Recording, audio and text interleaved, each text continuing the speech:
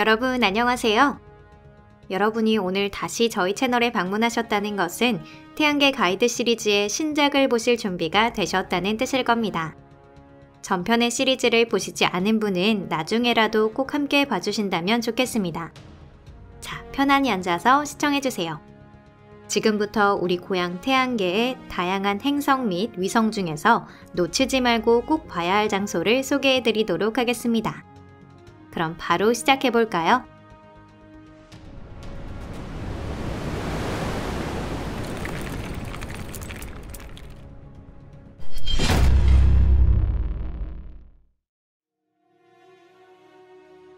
아프로디테 대륙, 금성. 금성의 표면에는 전문가들 사이에서 대륙이라고 불리는 큰 대지가 3개 있습니다. 이 세 대륙은 각각 그리스 신화의 아프로디테, 아카드 신화의 이슈탈, 슬라브 신화의 라다와 수많은 신화에 등장하는 사랑의 여신에서 유래한 이름을 갖고 있습니다. 이 중 최대 규모를 자랑하는 곳이 바로 아프로디테 대륙입니다. 아프로디테 대륙은 금성의 적도 지역에 있으며 거대한 전갈이 머리를 서쪽으로 향하고 있는 것 같은 모습을 하고 있습니다. 이 대륙에는 전체적으로 깊은 균열과 골짜기가 새겨져 있고 용암이 사방으로 흘러가는 적이 남아 있습니다. 즉 과거 이곳에는 장렬하는 마그마가 흐르고 있었던 것입니다. 항상 어스름한 황색을 띠고 있던 금성의 하늘 아래 놓여있는 어두운 대지와 깊은 절벽, 아마 본다면 영원히 잊지 못할 광경이 될 것입니다. 물론 이건 여러분이 이곳에서 살아남을 수 있었을 때의 이야기입니다. 금성은 초고성능 탐사기라도 2시간 이상 가동할 수 없는 척박한 환경이기 때문이죠.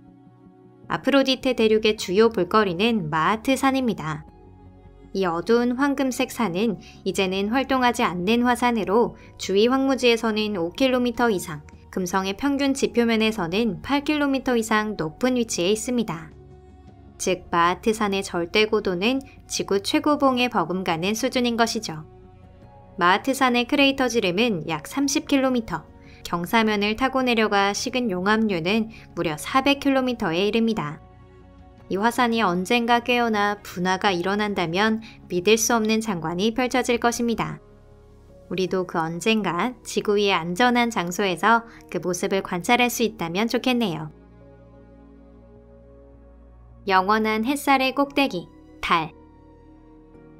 1879년 프랑스의 천문학자 카미유 플라마리옹은 달이나 다른 천체의 극역에 태양이 지지 않거나 혹은 극히 드문 확률로 단시간밖에 지지 않는 장소가 존재하는 것은 아닐까 추측했습니다.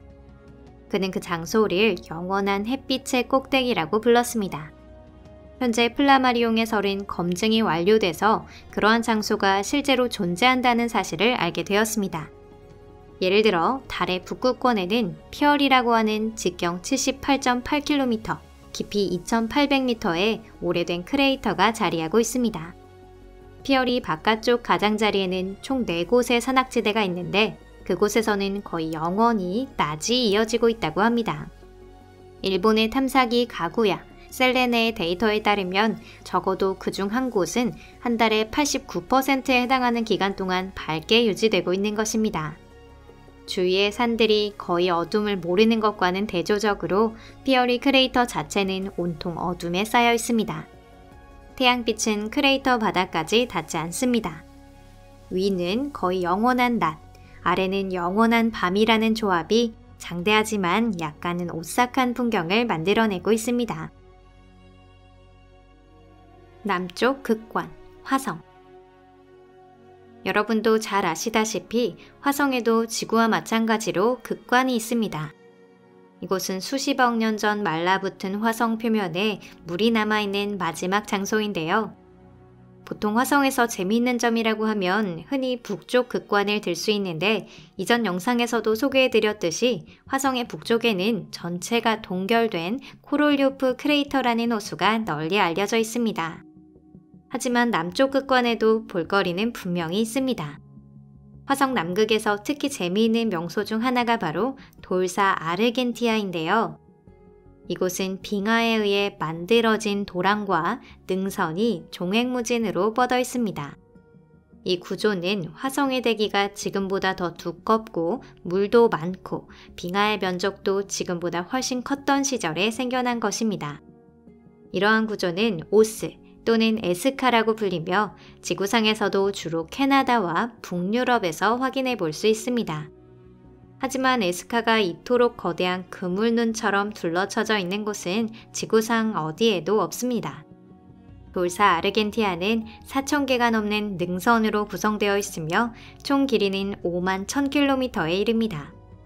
이는 농담이 아니고 실제로 지구 한 바퀴를 웃도는 거리에 해당한답니다.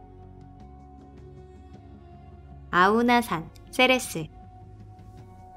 과거 최대의 소행성으로 여겨졌던 세레스는 이제 가장 작은 준행성으로 알려져 있습니다. 이 천체는 언뜻 보면 별 특징이 없는 비루한 별처럼 보일지도 모르겠는데요. 세레스는 비교적 작은 천체로 직경은 1000km 미만밖에 되지 않으며 대기도 존재하지 않습니다. 하지만 이 천체에도 역시 숨겨진 볼거리는 있습니다. 인도의 스미나 가족의 풍요로운 축제 이름을 따와 명명된 아후나산은 준행성 세레스 안에서도 최고봉을 자랑하는 산입니다. 그 뒤쪽에는 세레스 최대의 충돌 크레이터인 케르완 크레이터가 있습니다.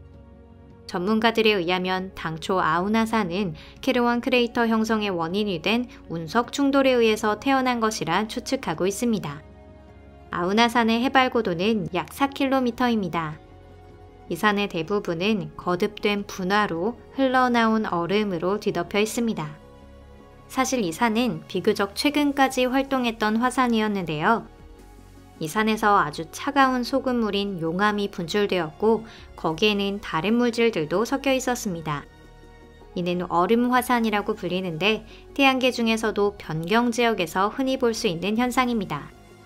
아우나산은 인류가 아는 얼음 화산 중 태양에 가장 가까운 위치에 있으며 최대급의 크기를 자랑합니다.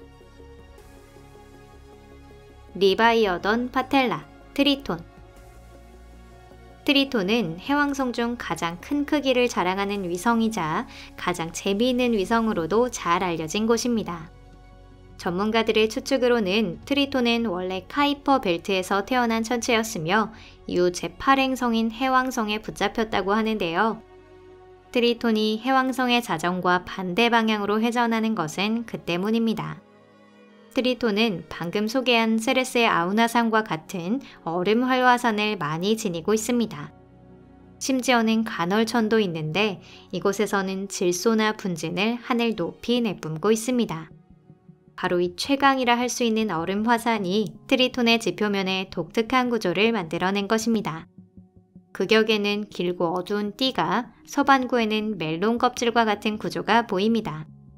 하지만 트리톤에서 가장 화려한 명소라고 하면 단연 리바이어던 파텔라라고 할 수 있을 겁니다. 이 불규칙 크레이터는 적도 부근에 놓여 있습니다. 이는 직경 약 100km의 거대 화산 크레이터로 주위를 직경 2000km에 이르는 거대한 돔형의 구조가 둘러싸고 있습니다. 리바이어던 파텔라는 태양계에서 가장 큰 면적을 자랑하는 화산입니다. 이것보다 더 큰 것은 화성의 알바 파텔라밖에 없습니다. 리바이어던 파텔라는 북서쪽 두 곳의 얼음 용암호와 연결되어 있습니다.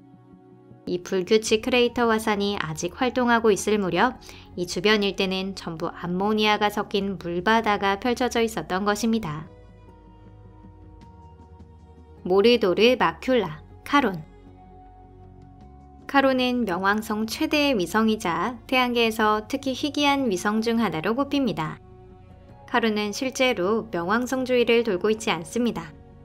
명왕성과 카론은 행성 바깥의 우주 공간에 있는 한 점을 중심으로 돌고 있습니다. 그것만으로 주목할 만한 가치가 충분히 넘쳐나죠. 카론의 표면은 주로 물의 얼음에 덮여 있으며 실로 우중충한 회색을 띠고 있습니다. 이 색상을 배경으로 유달리 눈길을 끄는 것이 바로 북극에 있는 금이 간 상처를 연상시키는 붉은 얼룩입니다. 이 장소에는 모르도르라는 이름이 붙었습니다. 카론의 지표에서 유달리 눈에 띄는 이 거대한 평원이 대체 어떻게 형성되었는지 그 경위에 대해서는 자세히 알려져 있지 않습니다. 어쩌면 카론이 명왕성 대기에서 메탄이나 질소를 훔친 것과 관계가 있는지도 모릅니다. 이곳이 카론의 극지에 내려서 쌓였고 태양의 빛을 받으며 타이탄 등에 많이 존재하는 특수한 유기물인 톨린으로 변화했을 것이라 추측하고 있습니다. 향후 카론의 남극을 파악한 사진을 얻을 수 있다면 이 설을 보다 정확하게 검증할 수 있을 텐데요. 만일 이 설이 맞다면 붉은 얼룩은 남극에도 있을 겁니다. 자, 오늘 영상은 여기까지입니다. 끝까지 시청해주셔서 감사합니다. 오늘 영상도 마음에 드셨다면 좋겠습니다. 채널 구독 버튼과 좋아요도 꼭 눌러주세요. 저희 영상을 SNS로도 공유해주신다면 감사하겠습니다. 여러분의 작은 응원이 항상 저희에게 큰 힘이 됩니다. 그럼 다음 영상에서 뵙겠습니다. 안녕히 계세요.